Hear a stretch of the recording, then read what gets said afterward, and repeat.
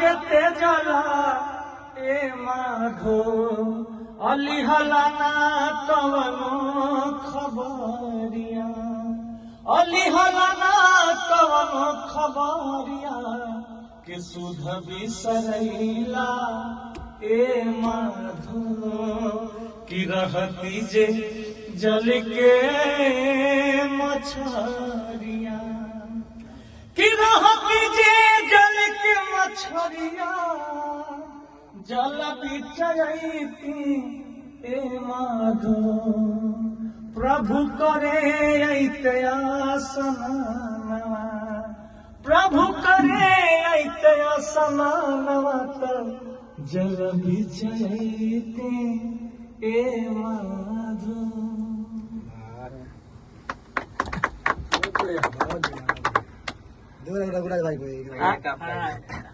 आप सब कैसे हैं? खुश रहो। कैसे? बहुत अच्छा है, बहुत पहले से तरक्की है। भगवान करे, जय भगवान। भगवान करे कि जब सब कुछ की जो माहौल बना है भाई, एक मिनट सुनो जरा मेरा बात। मुन्ना सुनो, सुनो, सुनो, सब लोग सुन लो जरा। ये जो माहौल बना है